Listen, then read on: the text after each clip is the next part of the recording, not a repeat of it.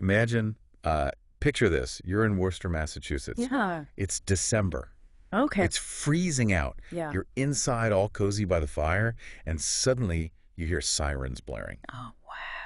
You rush to the window and see flames Oh, no. engulfing a massive warehouse down the street. I can picture it. Now put yourself in the shoes of a firefighter, Okay. racing towards that inferno, knowing there might be people trapped inside. Oh, man. Talk about a high-pressure situation. That's the heart of our deep dive today. Intense. We're going to take a look at the 1999 Worcester Cold Storage Warehouse fire. Right. You shared the 48 Hours episode with us. Yeah, Heroes Under Fire. We'll uncover the stories of incredible bravery, the heartbreaking loss, and the unexpected twist to fate. Yeah. It's going to be a heavy one, folks, so buckle up. I'm ready. Okay, so December 3rd, 1999. Okay. A seemingly routine call about smoke at a vacant warehouse Right. turns into a massive four-alarm inferno in just a few minutes. Wow. And what's really important to remember about this warehouse is that it wasn't just an empty building. All right. It was a 6-story. Wow. Behemoth, thick brick walls, very few windows, Not that good. and an interior so maze-like that even in daylight it would be easy to get lost. That's terrifying. Yeah, and to make matters worse, the insulation was highly flammable. Oh, geez. This wasn't just a fire, it was a recipe for a flashover. And for our listener who might not be familiar with that term, can you explain what a flashover is? Yeah, so a flashover is when every combustible surface in an enclosed space ignites. Oh, wow. At the same time, it's basically an instant inferno. So these firefighters are walking into a ticking time bomb. Essentially, yeah. Two firefighters, Paul Brotherton and Jerry Lucy. Right? They're among the first to enter the building. Brave souls. They're searching for a homeless couple Okay. who were rumored to be inside. Got it. But within minutes, they're swallowed by thick, acrid smoke. Oh, no. And that complex layout becomes a death trap. The episode really captures that sense of disorientation and panic through the radio calls. Yeah, those calls are haunting. It's like you can hear the heat and desperation in their voices. Chilling. And as those calls come in District Chief Mike McName, Right. he's faced with an impossible decision. What do you mean? He has to choose between risking more lives in a desperate rescue attempt Right. or ordering everyone out, potentially leaving his men to die. Oh, my God. It's a decision no leader should ever have to make. Absolutely. The episode captures the raw emotion of that moment. I can't even imagine. The firefighters being forced to retreat knowing their brothers are still inside. And the weight of that decision on Chief McName's shoulders. The weight of the world. Sadly, 6 firefighters lost their lives that night. 6 too many.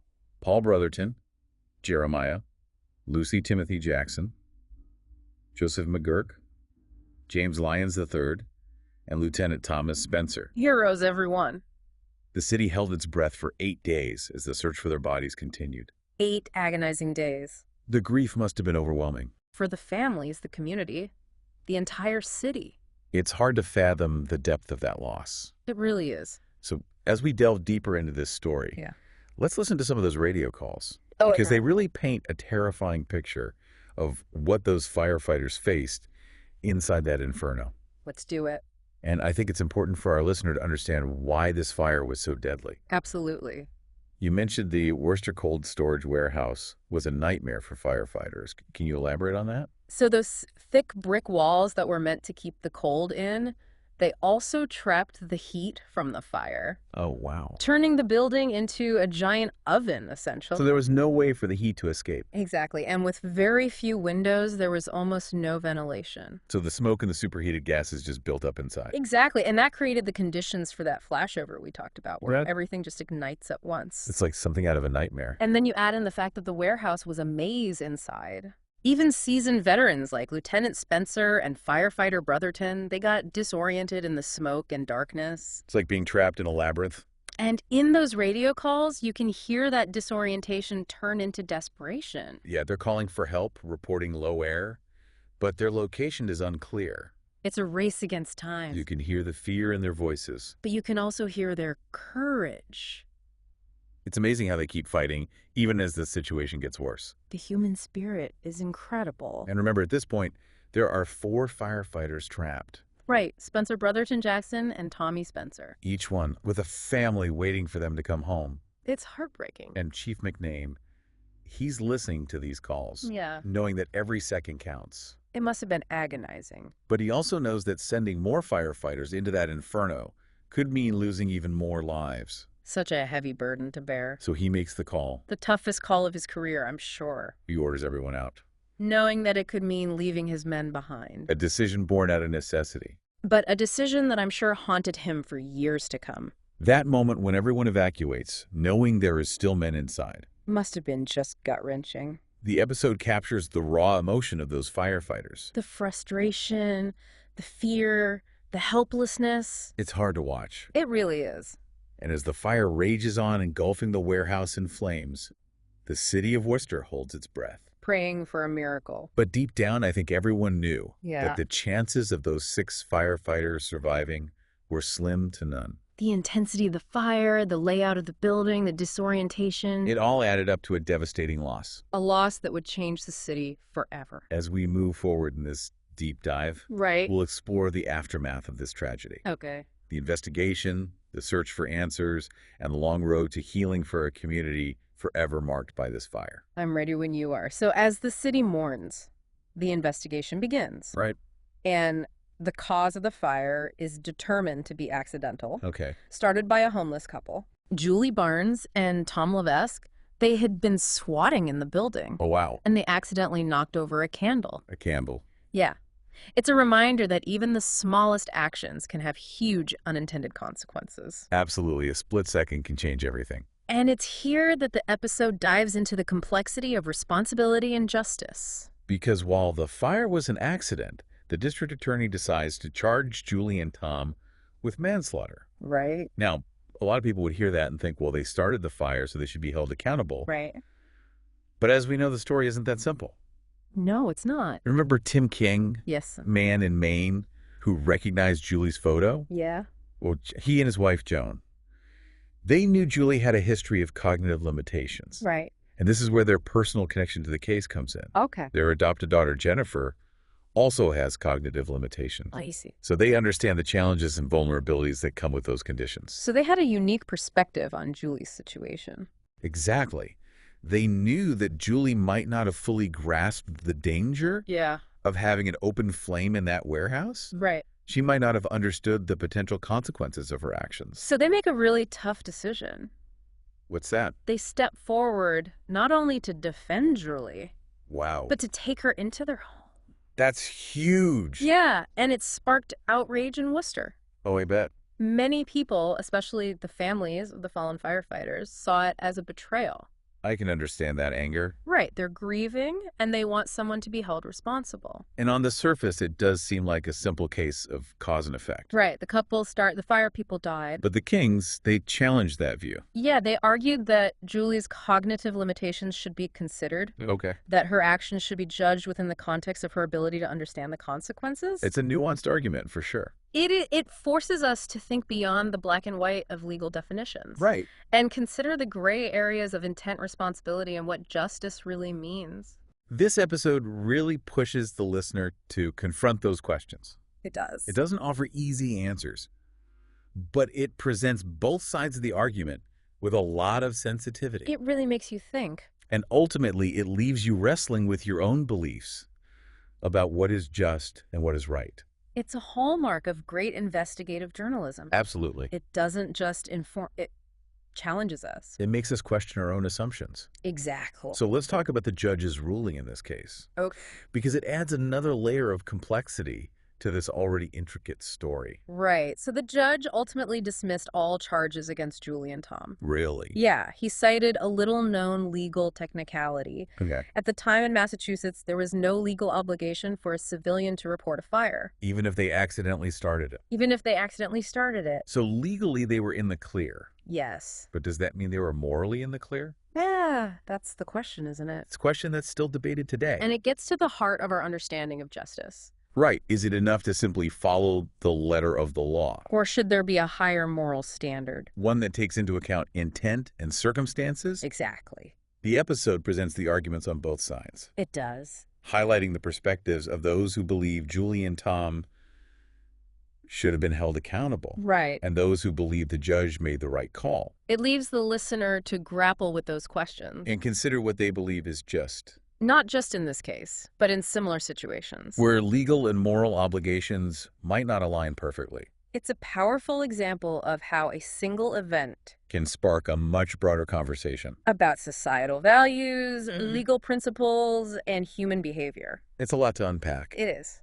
Now let's shift gears a bit Okay. and talk about the lasting legacy of the Worcester Cold Storage Warehouse fire. Because while the legal case came to a close, the impact of that tragedy continues. This is where the episode goes beyond just recounting the events Yes. and starts to explore the ripple effects. On the city, the firefighting profession, even on a national level. The fire led to significant changes in fire safety regulations and training practices across the country.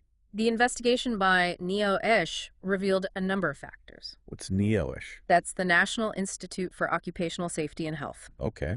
They found communication breakdowns, a lack of clear command structure, and inadequate knowledge of the building's layout. So those findings led to changes in the way firefighters are trained and equipped. Absolutely. The use of thermal imaging cameras became much more common after Worcester. Those cameras allow firefighters to see through smoke Right. and heat. And there was a renewed focus on training programs, To address the challenges of navigating complex structures. like warehouses. So in a sense, those 6 firefighters didn't die in vain. Their sacrifice led to improvements in fire safety. That continue to save lives today. It's a powerful legacy. And that legacy extends beyond the technical aspects of firefighting. What do you mean? It inspired a new generation. Oh, right, like Paul Brotherton's sons. Imagine growing up with a father who's a firefighter, a hero. And then losing him in the line of duty. It would be understandable to shy away from that profession. To want nothing to do with the risk. But Paul Brotherton's sons, they chose a different path. They became firefighters themselves, Wow. inspired by their father's courage and dedication. That's incredible. It speaks to the deep sense of brotherhood and purpose in the firefighting community, It's a calling a way of life. that transcends the risks and sacrifices And that legacy continues to be passed down. from one generation to the next. And we can't forget the families of the fallen firefighters. They face the unimaginable task of rebuilding their lives. After losing their husbands, fathers, sons, The episode captures their stories, the grief, the loss, but also their resilience, their strength, their determination, the widows became powerful advocates for fire safety. working to ensure that the lessons learned from Worcester would lead to lasting change. They channeled their grief into action. Turning their personal loss into a force for good, It's a testament to the human spirit. the ability to find purpose and meaning even in the darkest of times. Absolutely. The episode also touches on the long-term psychological impact of the fire. Right. Many of the surviving firefighters struggled with survivor's guilt. PTSD, the emotional scars. It's a reminder that the trauma of a fire doesn't end when the flames are extinguished, And it highlights the importance of mental health resources for first responders. who often face incredibly challenging and traumatic situations. This episode has so many layers. It's a story of courage loss, the search for justice. But it's also a story about community and the power of the human spirit. As we move to the final part of our deep dive, Okay. I'm left with a sense of awe for those who run towards danger. When everyone else is running away, The firefighters who responded to that call on December 3rd, 1999, they were true heroes, and their story continues to resonate today. reminding us of the importance of courage, sacrifice, and hope. It's easy to get caught up in the dramatic events. Yeah. You know? But what really sticks with me Okay. is the ripple effect of that night. You know, Right. those 6 firefighters, they didn't just lose their lives. Their deaths set in motion a chain of events Yeah. that changed fire safety practices, inspired a new generation, and forced a community to confront some tough questions. It's like throwing a stone into a pond, you know? Oh, yeah. The initial impact is huge, but the ripples, they just keep spreading outward. Exactly. And one of those ripples is the conversation about homelessness. Right. Julie and Tom being in that warehouse, it wasn't just a coincidence. No. It shines a light on a much bigger issue. The episode touches on it, but it's something worth exploring further. Yeah. The Worcester Cold Storage Warehouse fire wasn't the first time homeless individuals sought shelter in that building. Really? It was known to be dangerous, but it was also a refuge. Right, for those with nowhere else to go. Exactly, and it raises questions about how we as a society address homelessness. Are we doing enough to provide safe and affordable housing? Right? Are our support systems adequate? Are we addressing the root causes? Like poverty, mental health issues, addiction. These are tough questions. Yeah. And there are no easy answers, but the Worcester fire, it forced the city and the nation to confront them. And it wasn't just about policy changes or funding increases. No. The fire also sparked a conversation about empathy and understanding. Right, like the king's decision to take Julian. Right. That was controversial. It was. But it also challenged people to look beyond the stereotypes. To see the humanity Yes. of someone who is struggling. It's easy to judge from a distance. To say, well, they shouldn't have been in that warehouse. Right, but when you understand the complex factors that contribute to homelessness, The lack of resources, the systemic it barriers. makes you reevaluate your assumptions. Absolutely. And it's a conversation that's still relevant today. Homelessness is a major issue in cities across the country. And the Worcester fire serves as a reminder that these aren't just statistics. Right. These are real people with real stories. It's a call to action to look beyond the headlines and advocate for solutions. This deep dive has been quite a journey, It has. and I'm sure our listener has their own thoughts and takeaways. What are you left pondering after hearing this story? For me, it's the idea that even in the face of immense tragedy, there can be glimmers of hope in humanity. The king's compassion, the firefighters' bravery, the community's resilience. It's a reminder that even in the darkest of times, the human spirit can shine through. And it's a reminder that every action has a consequence. Sometimes in ways we could never imagine. That candle knocked over in a vacant warehouse Led to a chain of events that changed countless lives. sparked important conversations and left a lasting legacy. It's a powerful story. One that stays with you. So to our listener, we encourage you to continue exploring the themes we've discussed today. What resonated with you the most? What questions are you still grappling with? Share your thoughts with us on social media using #TheDeepDive. And if you're looking for more deep dives into compelling stories like this, be sure to subscribe to our show. We'll continue to explore the events, the ideas, and the human stories that shape our world. Until next time. Keep those minds curious and those conversations flowing.